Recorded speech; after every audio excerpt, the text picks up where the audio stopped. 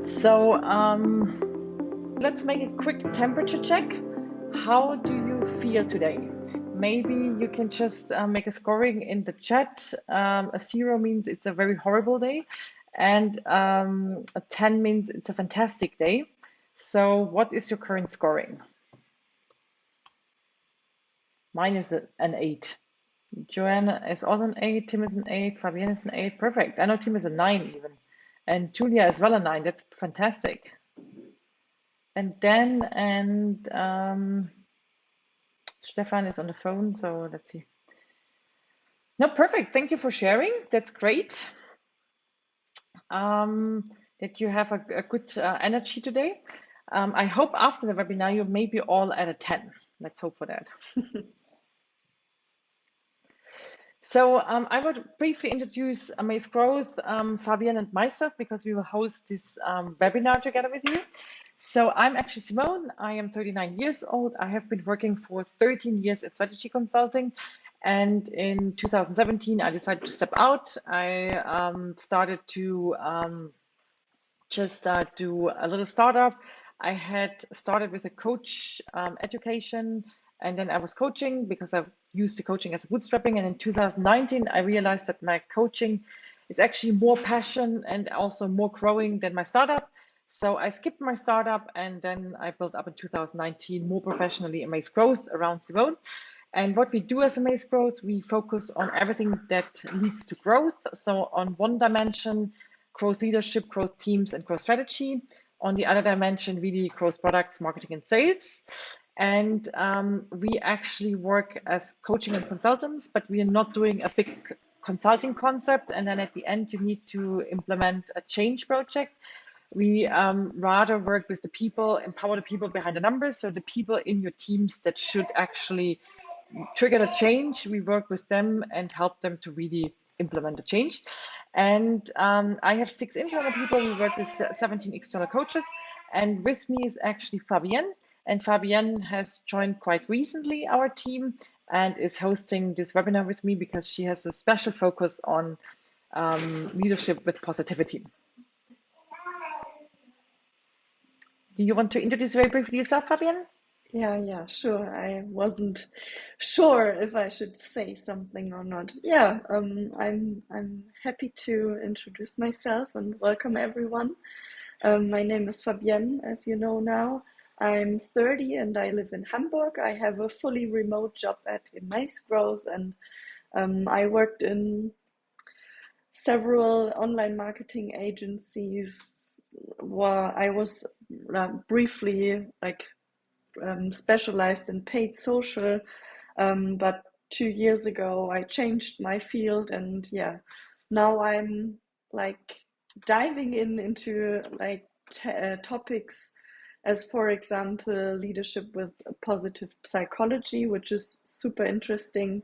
And yeah, I'm looking forward to tell you more about it later. Thank you, Fabienne. So what will you take home from this webinar? So first, you will actually get to know about the new trends in hybrid working. What other organizations offer, and we will also learn maybe what your organization that you're working in is offering. Then we will actually help you to understand a bit the cultural dimensions, what culture is, and how it is influenced. And last but not least, we will actually offer you some pragmatic tips how you can actually transform and shape your culture. And that's why in the first 15 minutes, we speak briefly about the hybrid working trends. Then we speak about the cultural dimensions, and then about how to positively shape your culture. I think we're such a small round. If you have any questions, just type it in, raise the hand. We can really discuss and clarify those questions, no problem. Let's actually do a little Menti. You can scan this QR code with your camera, and then we can answer the question, what is actually your company offering at the moment as a hybrid working culture. I also share this link here in panel.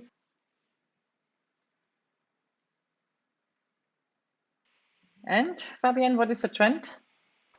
It Yeah, depends. Okay. I would say it's pretty modern that everyone is working like no one in our round here is like um yeah working from home from the office like full time. So yeah, it's super interesting, and I hope some others will also join the round and we will get more results. But Yeah, I think it's fine. I think we're yeah, the internal Amaze Growth people will probably not answer, so it's all fine. yeah, we are always trying to like find the find the most trends, and Simone and I we checked the different trends within the remote work sector, and we found a very interesting Gallup studies which analyzed you in within the US, how people are working at the moment. And there are 5 different versions of hybrid working, which I guess you all know. So people can work full remotely, mostly remotely. Um, some people work half at the office, half at home. And some people, like we saw in our little survey like a minute ago, work yeah a few days within the office and at home. And yeah, not so many people here in our round rarely work from only the office. So within the Gallup study, we saw that it's very common in our industry at the moment. And we saw that the study said that 31% rarely never work from home.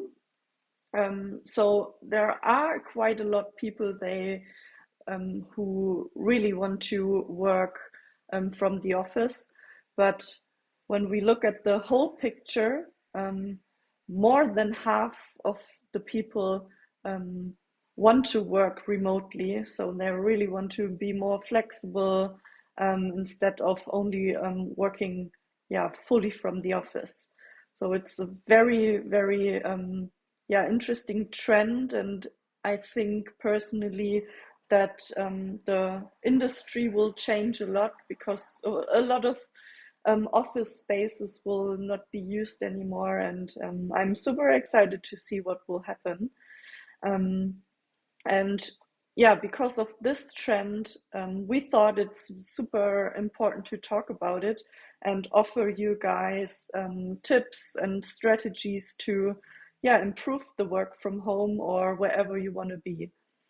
And we have 2 examples here, since we saw in the study that the biggest problem is for leadership people, for example, that you will never find the best solution for everyone. So one person, for example, in our example here, the CEO prefers to work in the office and be close to the people, and smell and see and touch each other, like be in one office and really have the feeling of being together. And then there are other people who like to be more flexible and visit the family. And so the thing is that it's very hard to find a solution that fits all employees within one company. And we have we brought a little quote here. So no culture can live if it attempts to be exclusive. So because everyone is doing remote working now, it doesn't mean that it fits for everyone. And this is important in leadership positions, for example. And we hope that you will take a lot of insights from our webinar, and you will find yeah, solutions in it to implement in your future work. And here we have one more interactive play that Simone will share with you again. And I will Perfect. Thank quit you. the presentation. Yeah. Thank you, Fabienne. So yeah, it is actually quite interesting that we have this changing, these different opinions in the team. One, they want to work only on site. Others, they only want to work on remote. Others, they want to work some days on remote, some days on site. So it's quite difficult to change, to trigger. And another thing is, I myself, I'm also the CEO of our little team. And I think as a leader, it's sometimes really difficult when you don't have the physical touch base. I could identify myself quite nicely with this CEO from the study, because I'm also afraid, I'm also here one of the yes, that the hybrid working will change a bit of our culture, because we are quite human beings with five channels to recept and digest signals, and this all changes when you're not sitting together. Or in our team, it's very mixed. We even don't have a structure. Other teams like Google, they have like 3 days, and then teams say, okay, from Tuesday to Thursday, everyone should be in the office, and then Monday, Friday is off. Our team is quite free and liberal, but it really changes how you lead and how you actually connect to your people. And I see a lot of my CEOs that we coach, we also have a much higher churn, like turnover of employees, because people are not so connected in the teams, and it is super difficult to steer. So thank you that you were so honest that you're a bit afraid of that. I'm a bit afraid of that as well. Let's go back to the cultural dimension, because before we understand why it has such a big impact on hybrid working, you need to understand what is actually culture. And a very nice quote, and I did not find who said it. I think it's a typical strategy consultant quote. It's actually culture eats strategy for breakfast. So if you have the best strategy, a great vision as a CEO, but your culture is very toxic, you cannot move mountains. But you can move mountains when you have a very positive culture. Why is that? And that comes from Cameron and Quinn. Actually, if you have a toxic culture, it decreases productivity by 40%, which is quite a lot. So imagine 40% means less growth, less margin, and you can just not move the mountain you would like to move. Whereas if you have an effective culture, that means not a positive culture, but effective, it increases productivity by 20%. It's probably more neutral, but not necessarily really positive. And then very surprisingly, positive culture increases productivity even with 30 to 40%. That's why in my maternity leave, I had a bit of time to get myself into positive psychology. And I thought it was very fascinating that if you can make as a CEO or as a leader the entire culture of your company positive, you can really increase your sales, your growth, and especially also your productivity by 30 to 40%, which is really amazing. That's why culture really influences your organizational performance. As mentioned with these measurements, they are real measurements from Quinn and Cameron from 10,000 companies. It influences your innovation, so the force of bringing up new products, but also the speed to develop new products.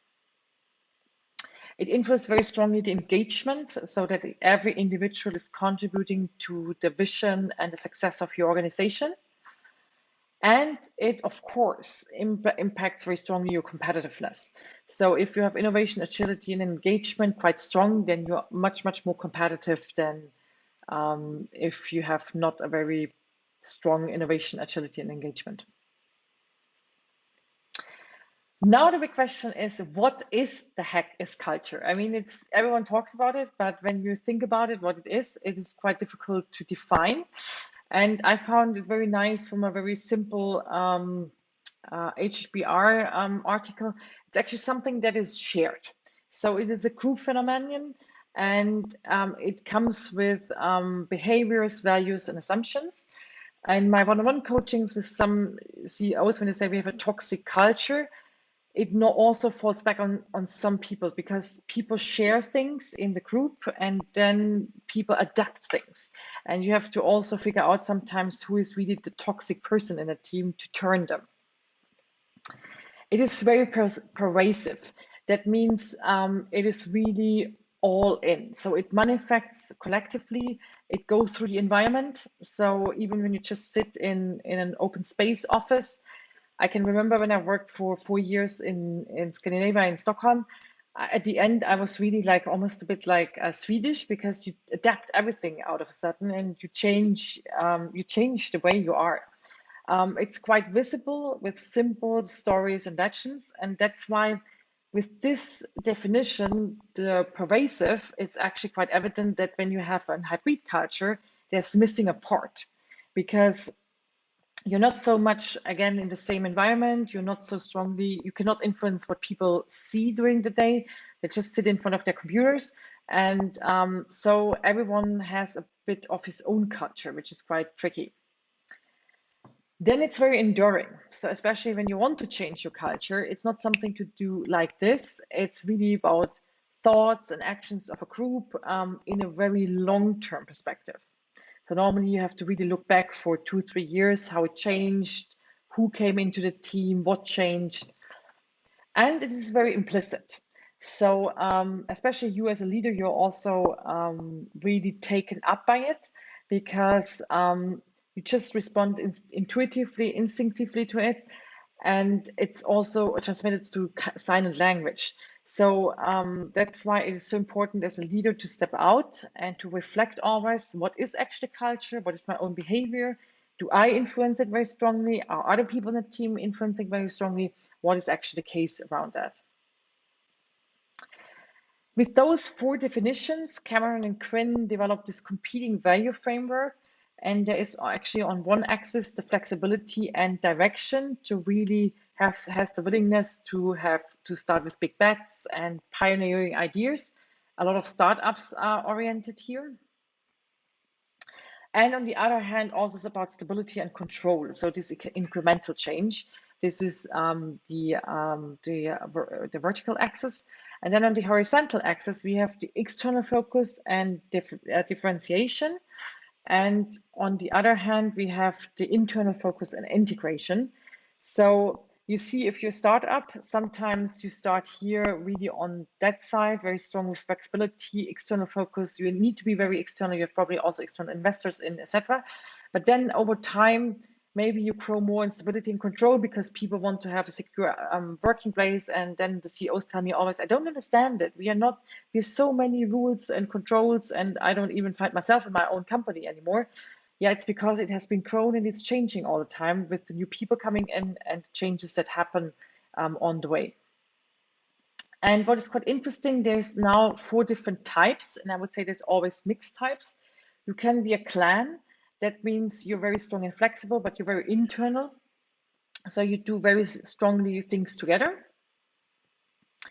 There is actually, on the other hand, an autocracy teams. It's an autocracy culture, which is very strongly the case in startups, where you create, so you do things first, and you're very fast, and you implement things very fast.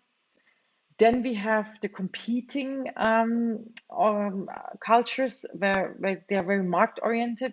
They do things fast. A lot of American companies, my previous employer was like that. It's very driven by the success and performance of individuals. And we have, last but not least, the hierarchy, the controlled cultures, where everything is about doing things right. So these are actually the 4 dominant cultures. I would say, especially when we do the survey in one of our culture projects, we normally analyze it, and then it can be something in between. And you can see when it comes to leadership, maybe we more a creation part. When it comes to employee steering, more on collaboration part. So it's actually a bit mixed. So it's quite simple that we show here, but maybe efficient to show you what is behind. And actually, I want to just emphasize a bit more about the clan culture. This really, they stick very strongly to each other.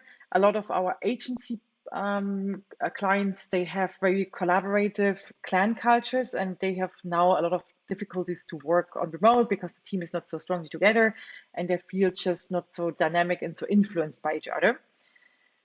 Autocracy cultures, a lot of our clients that are startups is very strongly there.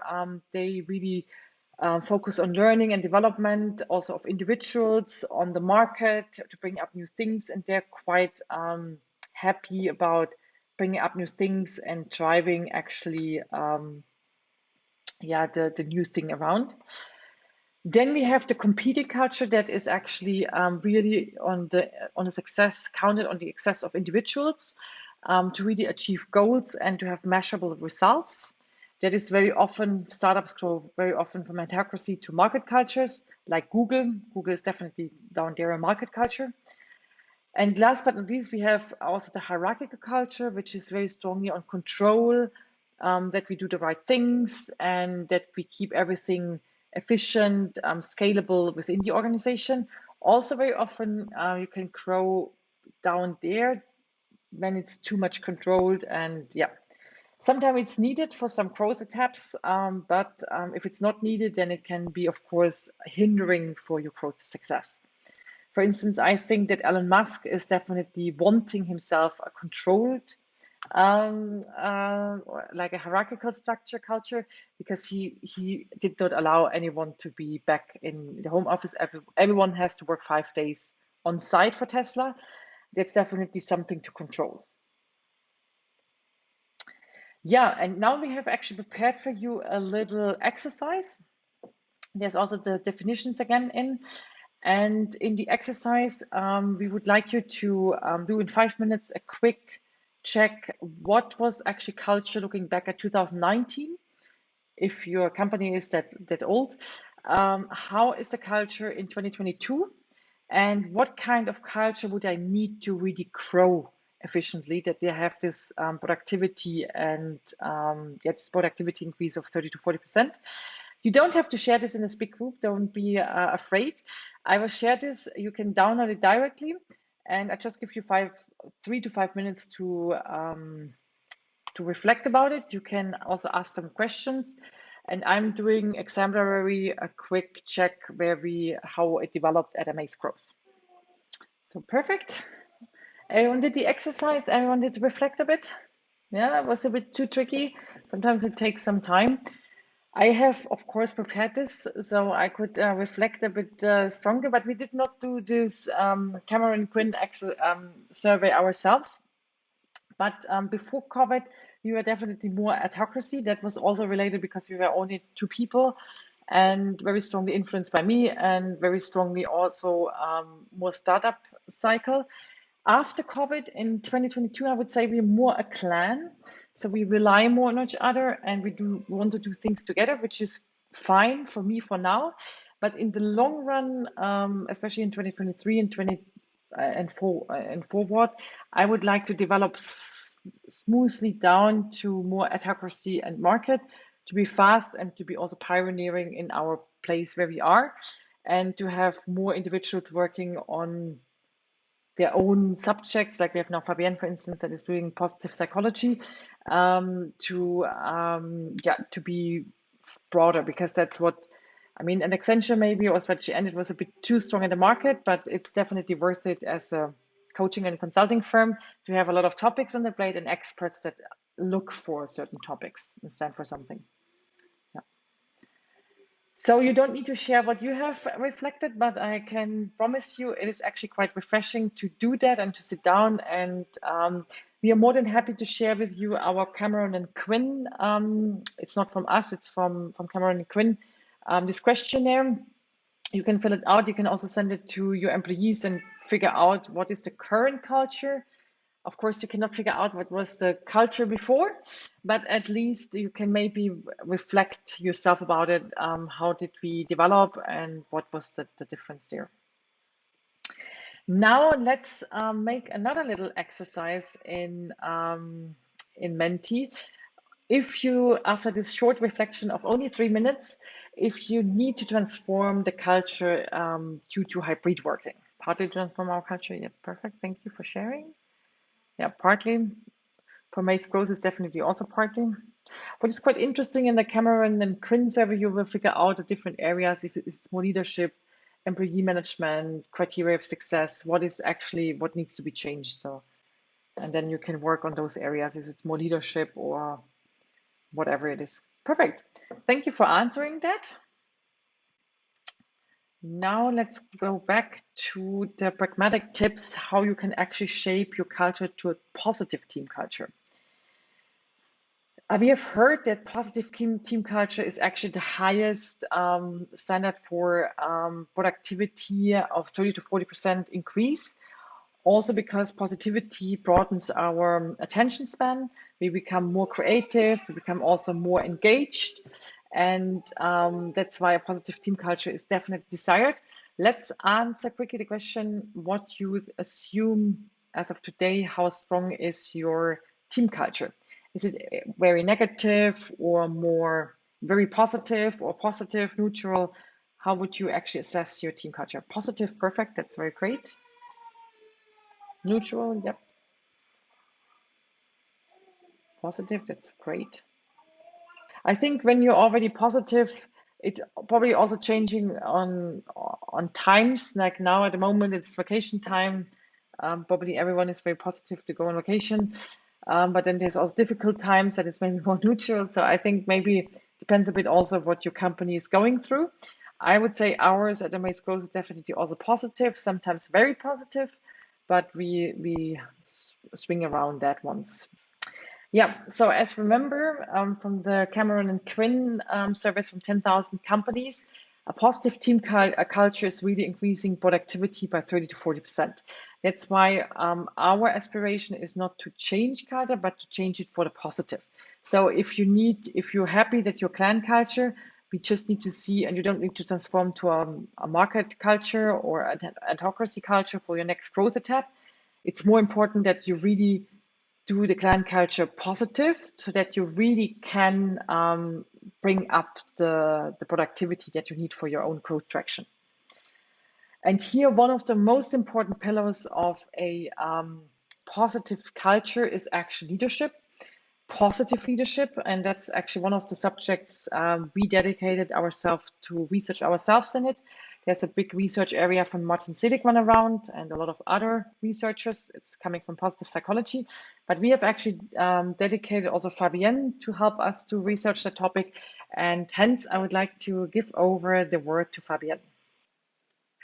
Thank you so much.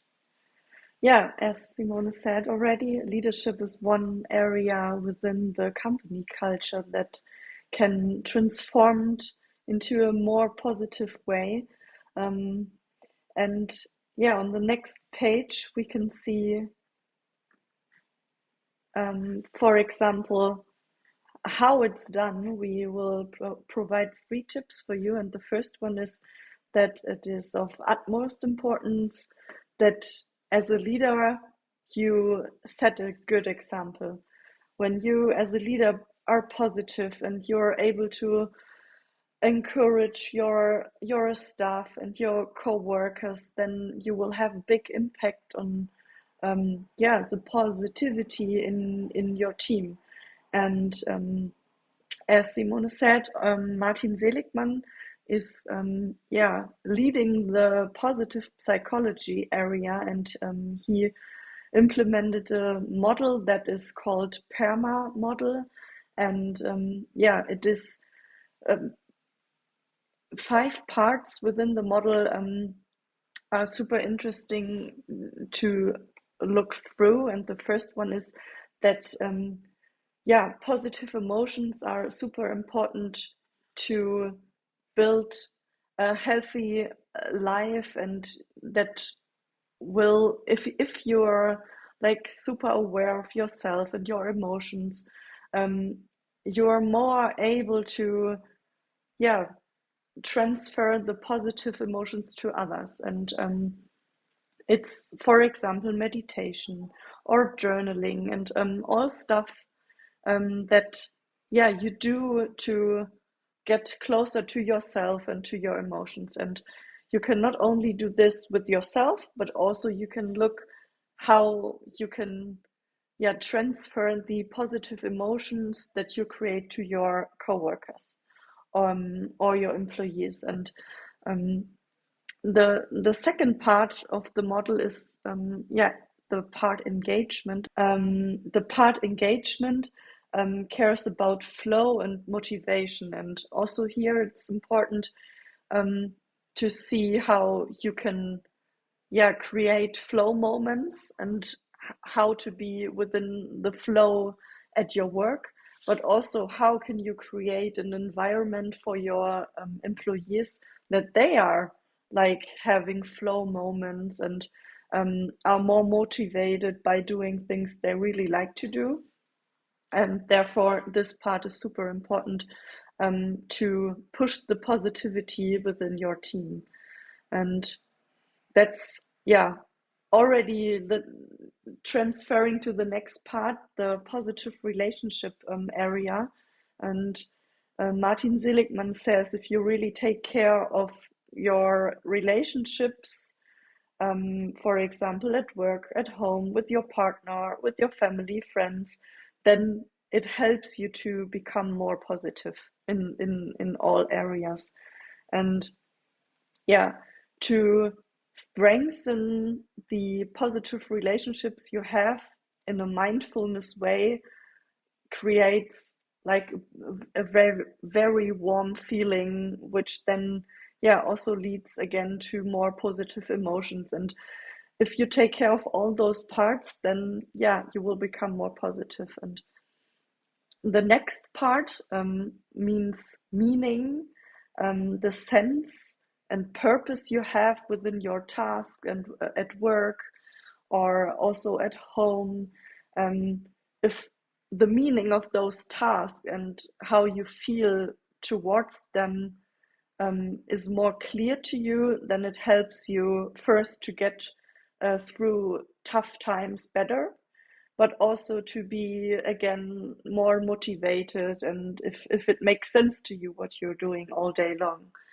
And in the classical PERMA model from Martin Seligman, the achievement is the last pillar here, and success and goals, because all of us need goals, and we need success moments that drives our motivation again.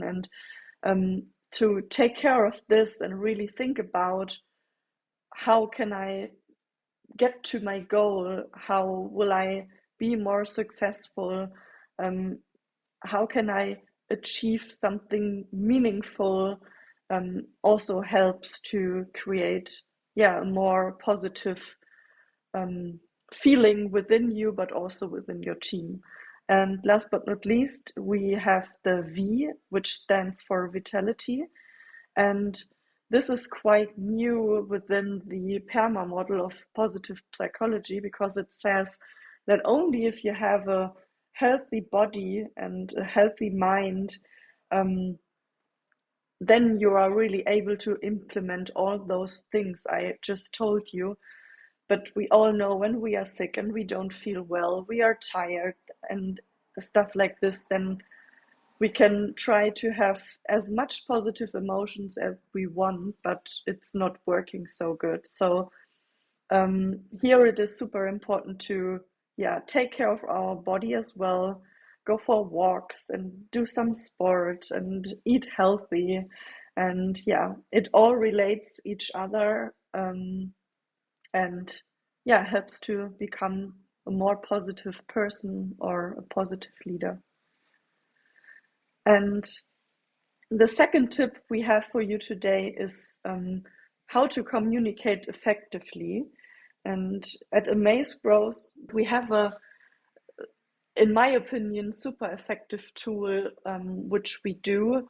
So we do a yearly and a weekly reflection in which we really focus on our happiness index. We really talk, for me, example, I talk to Simone about how am I really feeling, and we try to trust each other and also talk about private things so that we can really understand each other. And um, in addition to that, we talk about what are my upcoming goals for the week, what are my priorities, do I have a big challenge or a small challenge, and who can help me to overcome the challenge. And this is also a very big part within the positive psychology, because supporting each other like creates a environment of support and gives everyone like a very warm feeling.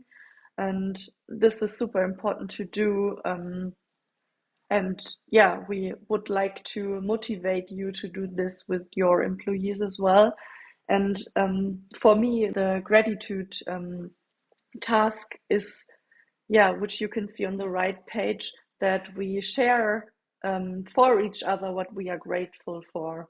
And this has a really big effect on the well-being, also from positive psychology studies and so on. So maybe you can think about how to implement one or two of those little exercises to your employees. And there also, we are coming to the next and last tip we have within the leadership sector for you. And this is looking really after your staff and your employees and ask them how they feel. And we have, a tool, I would say, for this, which we do every week. And we organize our week with this, and we have a stand up every week where we can present it if we want. And the meaning here is that we take 10 to 15 minutes and really think about what am I grateful for to increase the positive emotions I just told you about. And the second point is that we talk about how I'm feeling today. Am I capable to fulfill all my tasks and get to my goal at the end of the week?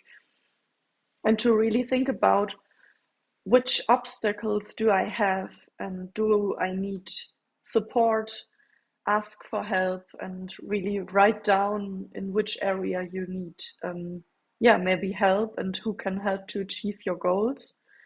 And write down in the achievement part here in the middle below, you can see 3 tasks that we write down to really come to our weekly goal.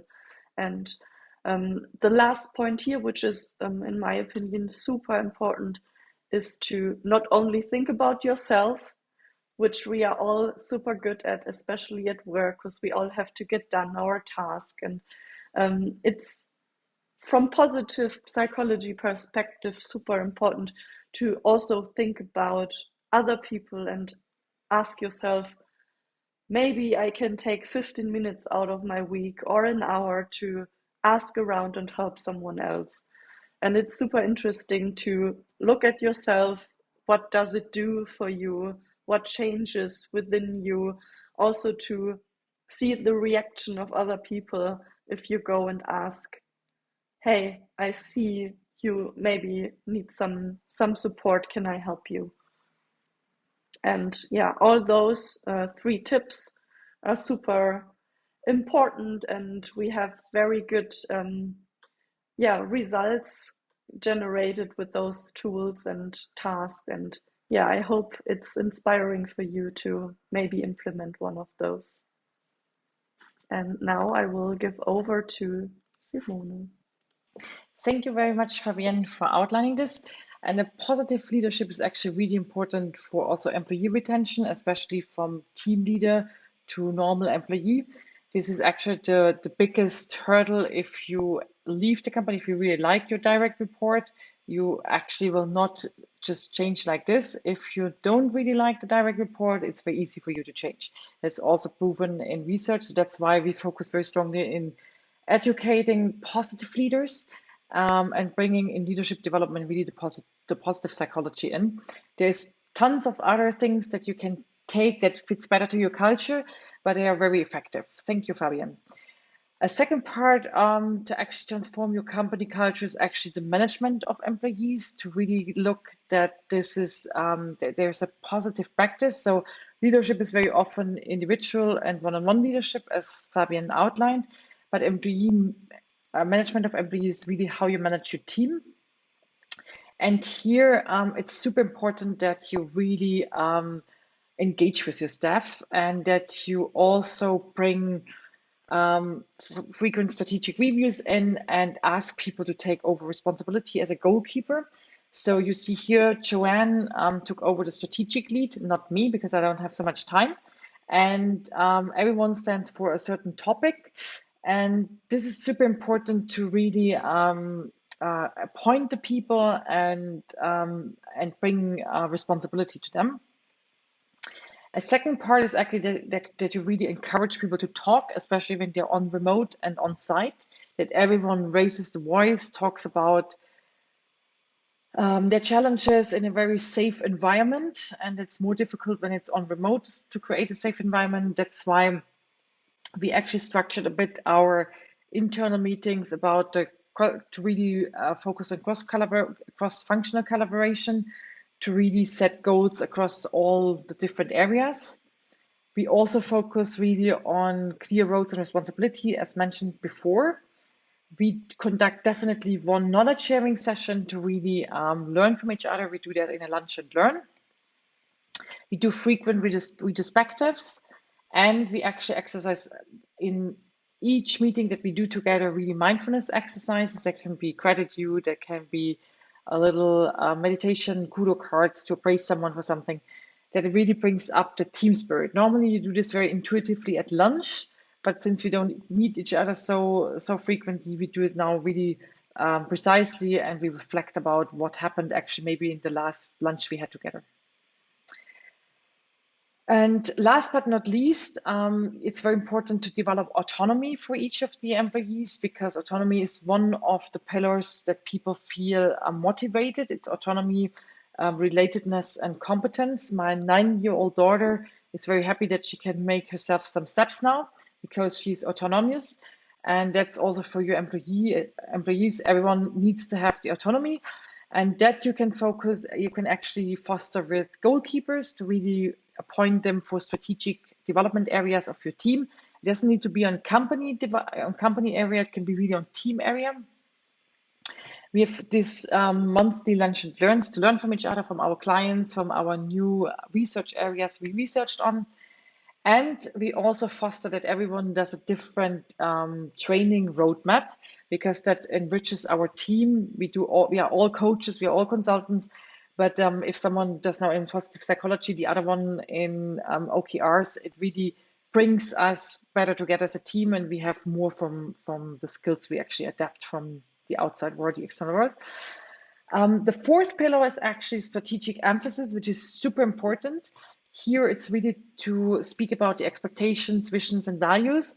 Very often this is done on company level, but I encourage everyone to do that really on their team level, to work here with a so-called strategizer to speak about the purpose, vision, mission, goals, values, also the financial targets, to really be very clear also what is our strategic goals, and to redo this minimum once a year. I would maybe recommend us to do this 2-3 times a year to emphasize on it.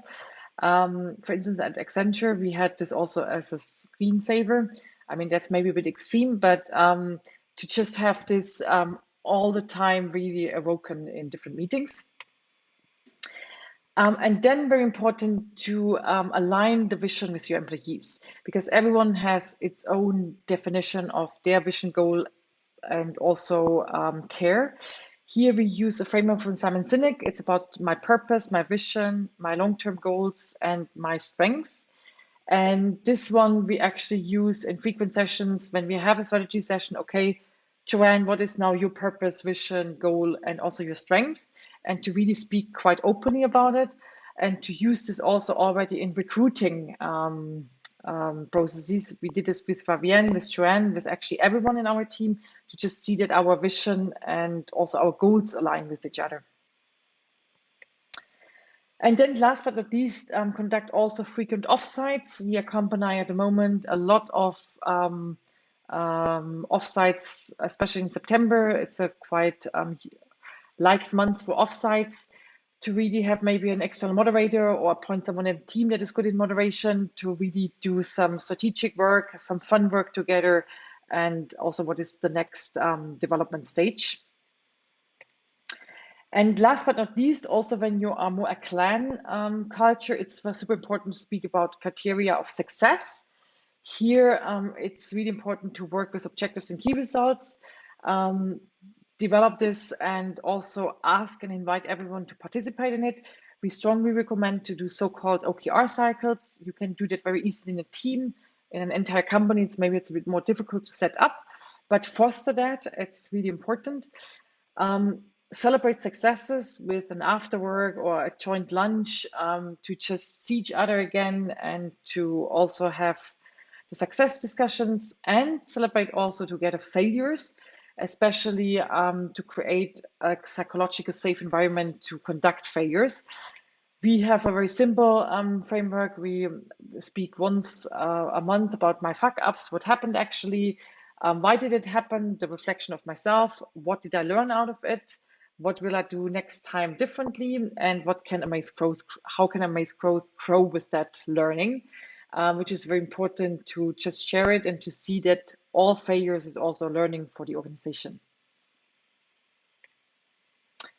And now this was very fast. We still have 5 minutes. Maybe you have some other recommendations what helped in your positive culture to really trigger some culture change in this hybrid working setup. Maybe someone wants to share. Yeah, in the other group, in the German group, we had some alcohol, which of course helps. Also afterwards helps. We had some vacations. We also did that as a team twice this year. That helps as well. Of course, here it depends how much family the team has. Moms and dads, they don't like to be gone for 1 week with the on remote. But maybe you can allow them to take the family with them or something. But it's all a cost point maybe. Yeah, something like this is maybe is also a quite nice idea. Let's do a quick summary what we learned. We learned that 38% of employees really prefer hybrid working, and 31% prefer fully on-site and fully on remote. So that's why as an employer, you have to look to satisfy all needs of all different people. We have seen the culture can be actually described with the competing value framework from Cameron and Quinn. And there is a clan, autocracy, market, or hierarchy culture. And it's quite important to reflect about your culture and to also define where is actually our next path, our next growth etape wanting to go, and how can we actually transfer our culture there. And last but not least, you can definitely deliberately influence your culture with the right leadership approach, especially with the positive leadership approach, how you manage your employees, how you set your strategic emphasis, and of course, how you measure your criteria of success. And now I invite Joanne to briefly outline how we currently support some people with the hybrid working culture and what we can actually offer to you. Yes, thank you, Simone. So we at Amaze Growth, for sure, we are thinking also about how we can support you to create a good culture in hybrid working. And we saw today that vision, mission, and purpose are very important for employee motivation and also to go to the same direction. So here, this is something we can support you with a one-day workshop to define together your vision, mission, and purpose for your company. But we can also support you to develop a strong brand essence, which is for sure important for your clients, like direct clients, but also in these days for employer branding and finding talents and retaining employees. He will also offer an open course in October and November if you want like one person to participate, to develop a brand essence and then bring it back and implement it in your company. And for sure, vision is the basis for setting goals. First, you have to know where you are going, and then you can set yearly goals, you can set quarterly goals, for example, with the goal setting method OKRs. that is very well known and works very well for our clients.